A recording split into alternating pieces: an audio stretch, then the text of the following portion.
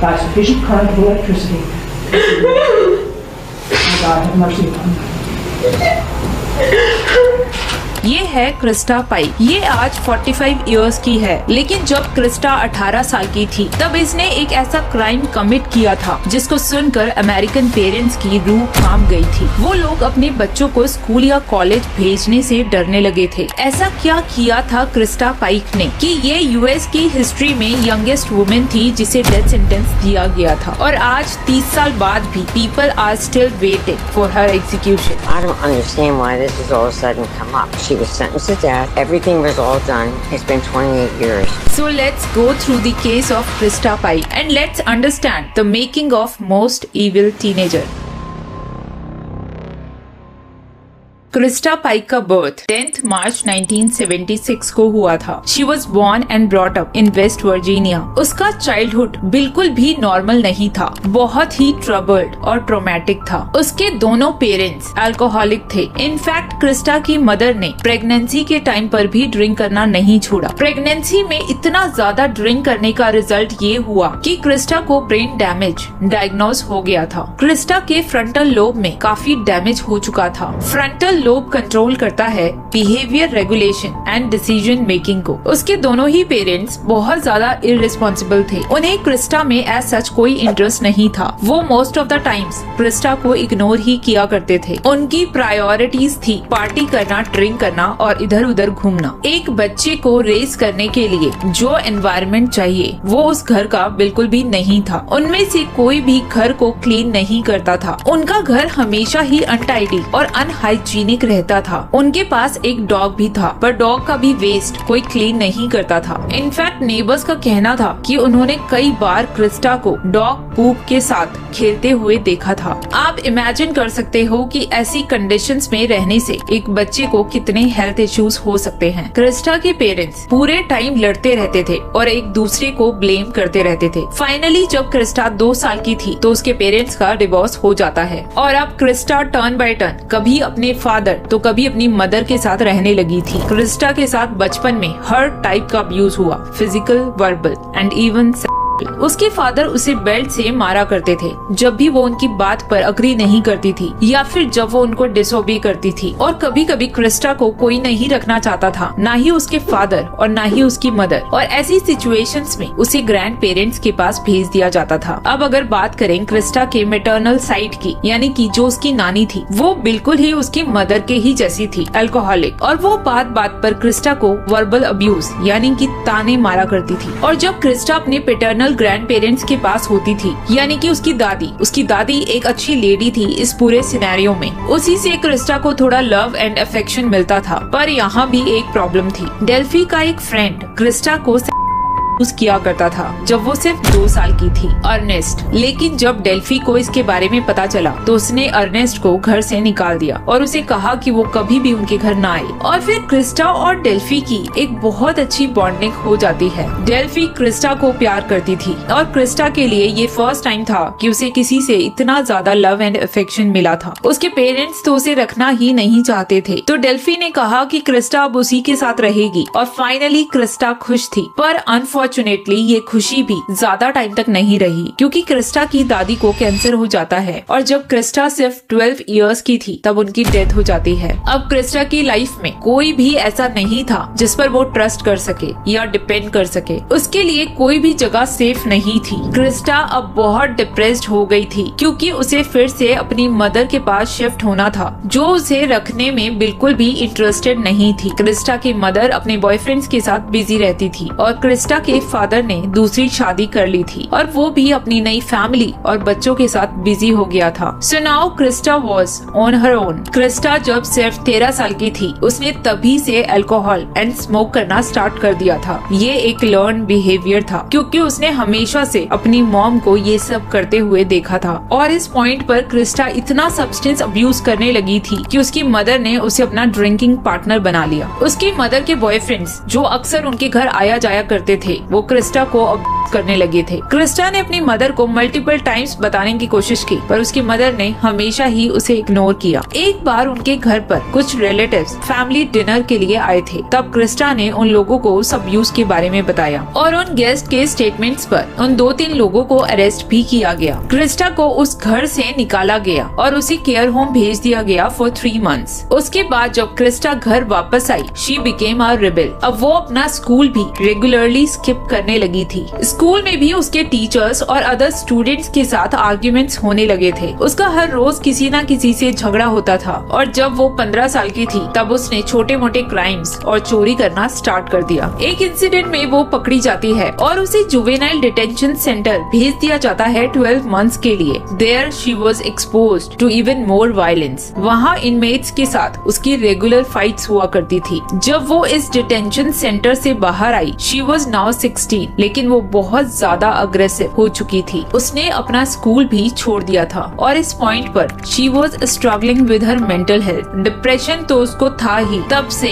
जब वो 12 साल की थी और इस पॉइंट पर उसे बाइपोलर डिसऑर्डर भी डायग्नोज हो जाता है। क्रिस्टा जब 18 साल की हुई तो वो एक यूथ प्रोग्राम ज्वाइन करती है, जॉब कॉप्स। ये एक गवर्नमेंट रन प्रोग्राम था 16 से 24 साल के लोगों के लिए जो किसी वजह से अपनी एजुकेशन कंप्लीट नहीं कर पाए थे। क्रिस्टा ने भी 9th स्टैंडर्ड के बाद स्कूल जाना बंद कर दिया था, तो वो अपनी एजुकेशन कंप्लीट करने के लिए इस प्रोग्राम को ज्वाइन करती है। Full semester of 1994 Knoxville, Tennessee. सारे ही स्टूडेंट्स को वहाँ रहने की भी फैसिलिटी दी गई थी, लेकिन इस गवर्नमेंट रन प्रोग्राम की रेपुटेशन बहुत खराब थी। प्लस इस बैच में जो होने वाला था उसकी वजह से तो नेक्स्ट ईयर 1995 में इस प्रोग्राम को बंद ही कर दिया गया था। यहाँ पर स्टूडेंट्स के बीच काफी वायलेंस था। उनके पास नाइफ या बॉक्स कटर होना एक बहुत कॉमन सी बात थी, क्योंकि मोस्टली स्टूडेंट्स वही थे वहाँ पर जो या फिर तो स्कूल ड्रॉप आउट्स थे या फिर किसी रीजन की वजह से स्कूलिंग कंप्लीट नहीं कर पाए थे। अब क्योंकि गवर्नमेंट रन प्रोग्राम था तो बेसिकली उतनी मॉनिटरिंग नहीं थी वहाँ पर, और इस टाइम पर क्रिस्टा इतने वायलेंट एनवायरनमेंट में चली जाती है जब वो खुद एक काफी अग्रेसिव पर्सन बन चुकी थी। अब नेक्स्ट वीक क्रिस्टा वहाँ पर एक पर्सन से मिलती है जिसका नाम था टेड्रिल शिप। वो 17 इयर्स का था और सिमिलर टू क्रिस्टा उसने भी 9th ग्रेड में अपना स्कूल छोड़ दिया था और वो क्रिमिनल एक्टिविटीज में इन्वॉल्व हो गया था। उसकी मदर चाहती थी कि वो अपना एजुकेशन फिनिश करे। टेड्रिल की मदर को दिख रहा था कि वो कैसे अपनी लाइफ को बर्बाद कर रहा है, इसलिए वो चाहती थी कि वो अपना एजुकेशन कंप्लीट करे और इसलिए उसने टेड्रिल को इस प्रोग्राम में एनरोल करने को कहा। टेड्रिल का कहना है कि जब वो पहली बार क्रिस्टा से मिला तो उसे लगा it was love at first sight. उन दोनों की काफी अच्छी बॉन्डिंग हो जाती है। वो दोनों एक दूसरे को अपने पास्ट के बारे में भी बताते हैं क्योंकि उन दोनों में काफी सिमिलैरिटीज थी। वो ब्रोकन फैमिली से आते थे। उन दोनों की ही चाइल्डहुड मेमोरीज ज्यादा अच्छी नहीं थी, पर इस रिलेशनशिप की एक नेगेटिव साइड भी थी। वो दोनों हमेशा सेटनिज्म के बारे में डिस्कस किया करते थे। Yes, they worshipped the devil. In fact वो इसमें बहुत ज्यादा बिलीव करने लगे थे, यहाँ तक कि सेटन को वो एक ह्यूमन बीइंग की सैक्रिफाइस देना चाहते थे। इसके अलावा टेड्रिल एक काफी इंटिमिडेटिंग पर्सन भी था। उससे कैंपस में सब लोग बहुत डरते थे क्योंकि वो लड़ने के लिए हमेशा से प्रिपेयर्ड रहता था। क्रिस्टा और टेड्रिल का ये रिलेशन बहुत ही टॉक्सिक और अब्यूजिव था, पर फिर भी वो एक दूसरे की कंपनी एंजॉय कर रहे थे। अंटिल क्रिस्टा मेट कलीन स्लेमर। कलीन स्लेमर एक काफी फ्रेंडली नेचर की लड़की थी। कलीन ने भी जॉब कॉप्स को अपनी एजुकेशन फिनिश करने के लिए ज्वाइन किया था। फर्स्ट डे से ही कलीन और क्रिस्टा अच्छे टर्म्स पर नहीं थे। उनके टीनेज क्वेरल्स बढ़ते ही जा रहे थे। उसके बाद आता है थैंक्स गिविंग ब्रेक। क्रिस्टा बिल्कुल भी खुश नहीं थी क्योंकि उसे थैंक्स गिविंग के लिए अपनी मदर के पास जाना पड़ रहा था। टेड्रिल कैंपस पर ही रुकने का डिसाइड करता है और कलीन भी कैंपस पर ही रुकती है, और इस बीच जब क्रिस्टा वहाँ नहीं थी तो टेड्रिल और कलीन की बॉन्डिंग हो जाती है और वो काफी टाइम साथ में स्पेंड करने लगते हैं। जब क्रिस्टा वापस आती है तो टेड्रिल उसे बताता है that he hooked up with Kayleen. वो कहता है कि कलीन ऑब्सेस्ड है उसके लिए और वो उसे अकेला ही नहीं छोड़ती, और उनके इस हुकअप के लिए सिर्फ और सिर्फ कलीन ही रिस्पॉन्सिबल है। टेड्रिल वॉज अ चीटर, पर अब वो सिर्फ कलीन को ही ब्लेम करता जा रहा था। क्रिस्टा को लगने लगा था that Colleen was trying to steal her boyfriend, और वो डिसाइड करती है कि अब वो कलीन से रिवेंज लेगी और फिर वो कलीन की लाइफ को हेल बना देती है। वो उसके मूवमेंट्स ट्रैक करने लगती है और अपने फ्रेंड्स के साथ मिलकर उसे बुली करने लगती है। कलीन को वो रेगुलरली वार्निंग देती रहती है। कलीन seriously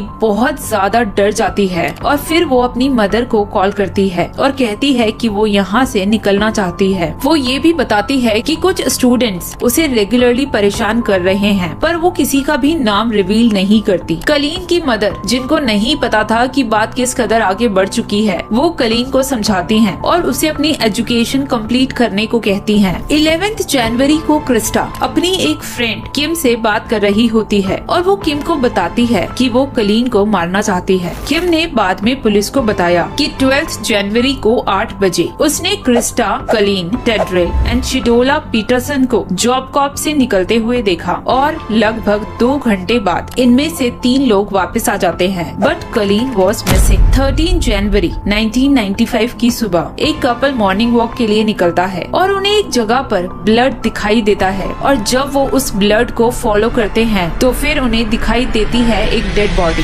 that was semi nude और फिर वो पुलिस को कॉल करते हैं। जब पुलिस क्राइम सीन पर पहुंचती है वो देखते हैं there is a pool of blood. उन्हें काफी साइंस ऑफ स्ट्रगल भी दिखाई देते हैं। पुलिस को समझ आ गया था कि किसी ने इस लड़की पर अटैक किया है। इस लड़की ने खुद को बचाने की कोशिश की, उन लोगों से फाइट किया, भागने की कोशिश की, पर उसे ड्रैग करके वापस लाया गया। विक्टिम की वेस्ट विजिबल थी, उसका फेस कम्प्लीटली डिस्ट्रॉयड था, म्यूटिलेटेड था। नाइफ से उसकी वेस्ट पर एक पेंटाग्राम बनाया गया था और उसकी चेस्ट पर एक सैटेनिक स्टार बनाया गया था। पुलिस को अब एक और कॉल रिसीव हुई थी और फिर पुलिस को पता चला कि जॉब कॉर्प्स के 3 स्टूडेंट्स इसमें इन्वॉल्व हैं। एक्चुअली क्रिस्टा ने कलीन को मारने के बाद उसके स्कल का एक टुकड़ा अपने पास रख लिया था। वो कलीन की डेथ को सेलिब्रेट कर रही थी। जब वो जॉब कॉर्प्स वापस जाती है तो वो किम को और बाकी लोगों को भी उस स्कल के बारे में बता रही थी। वहाँ के स्टूडेंट्स ने बताया कि क्रिस्टा बहुत ज्यादा एक्साइटेड थी और वो उसी एक्साइटमेंट में उस स्कल के बारे में सबको बता रही थी कि कैसे उसने कलीन को बहुत ज्यादा टॉर्चर किया और कैसे कलीन उसे बेग कर रही थी। Dancing around the circle while she was telling you about this? Yes. Was she doing anything else?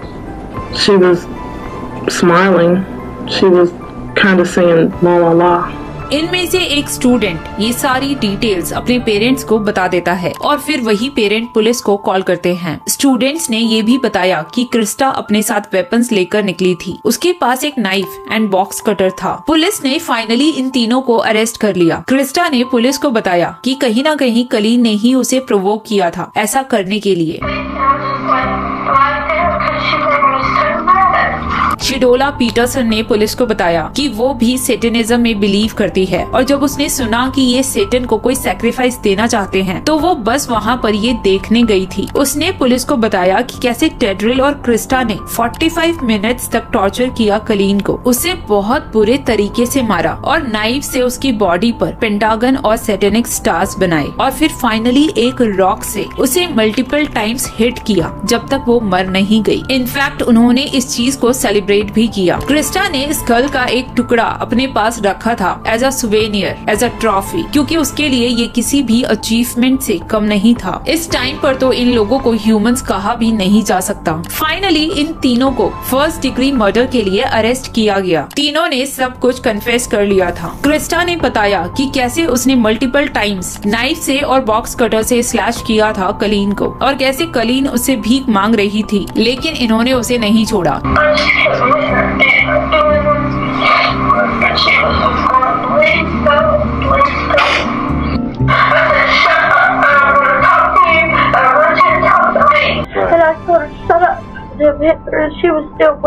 In fact जब वो भागने लगी तो ये ड्रैग करके उसे वापस लाए और उसे रॉक से तब तक मारते रहे जब तक वो मर नहीं गई।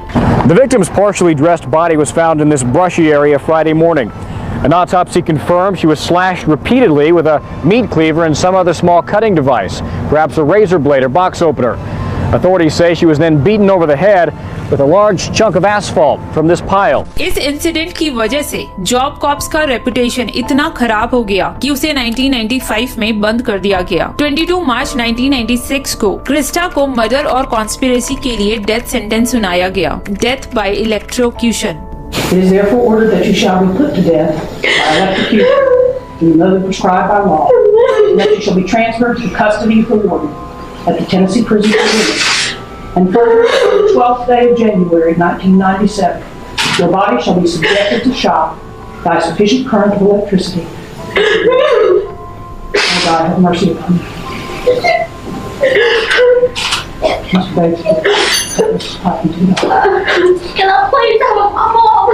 उसे डेथ सेंटेंस मिला उसी के थोड़े दिन बाद उसने टेड्रिल को एक लेटर लिखा था जिसमें उसने लिखा था कि टेड्रिल, मैं तुमसे बहुत ज्यादा प्यार करती हूँ। देखो मुझे क्या मिला कलीन के साथ अच्छा करके। मैंने तो उसे ज्यादा पेन भी नहीं होने दिया था। टेड्रिल को लाइफ इम्प्रिजनमेंट सुनाई गई with a possibility of parole after 25 years. Shadolla को भी 6 साल की सजा सुनाई गई। 25 इयर्स लेटर क्रिस्टा अभी भी डेथ रो पर है। क्रिस्टा काफी बार अपील कर चुकी है। उसके लॉयर्स का कहना है कि वो एक ब्रोकन फैमिली से आती है। उसके साथ काफी सारे इश्यूज थे जैसे कि brain damage, bipolar disorder and PTSD। लेकिन 2001 में उसने एक इनमेट को भी मारने की कोशिश की थी जिसकी वजह से उस टाइम भी उसकी अपील को रिजेक्ट किया गया था। This is it for me. And there's just so much more that I wanted to do with my life.